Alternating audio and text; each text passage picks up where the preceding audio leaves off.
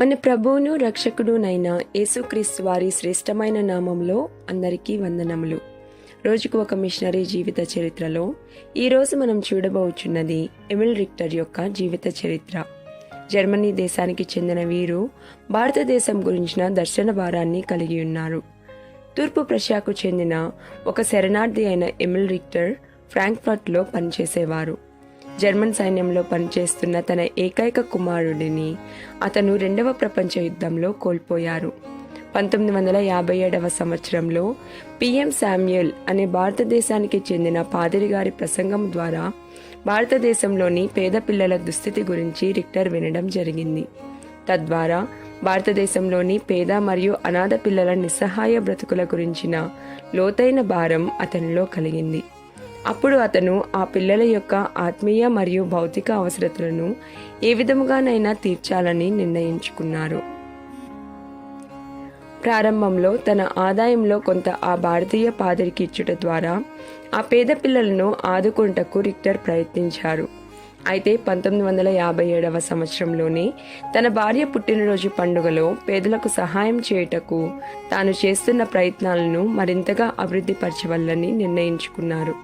కాగా అతను ప్రార్థనా కూడికలను నిర్వహించి దేవుని ప్రేమను క్రియాపూర్వకంగా చూపించుటకు తన తోటి క్రైస్తవులను ప్రేరేపించారు. ప్రపంచంలోని నిరుపేద సమస్యలకు పరిష్కారం దేవుని ప్రేమ సువార్త మాత్రమే అని అతను దృఢముగా విశ్వసించారు. అతని ప్రయత్నాల వలన భారతదేశంలోని పేదలకు సహాయం అందించుటకు జర్మనీ మరియు స్విట్జర్లాండ్ దేశాల్లోని క్రైస్తవులు ప్రేరేపించబడ్డారు. సహాయకుల సంఖ్య పెరిగే కొద్దీ ఎమిల్ రిక్టర్ ఎర్విన్ క్లింగ్లేతో కలిసి అదే సంవత్సరం ఫ్రాంక్ఫర్ట్లో క్రిస్టియన్ మిషన్స్ సర్వీస్, అసలు పేరు క్రిస్ట్లీచర్ మిషన్స్ రియన్స్ సిఎంఎస్ను స్థాపించారు. స్థాపించబడిన ప్రారంభ సంవత్సరాలలో సిఎంఎస్ వివిధ క్రైస్తవ సమూహాలు మరియు సంఘముల ద్వారా భారతదేశంలోని అనాథలు మరియు నిరాశ్రయులైన పిల్లలకు ఫోస్టర్ చిల్డ్రన్ స్కీమ్ కింద సహాయం అందించింది. తదుపరి భారతదేశంలోని అనేక గ్రామీణ ప్రాంతాలలో ప్రత్యేక పిల్లల సంరక్షణ సంస్థలు స్థాపించబడ్డాయి.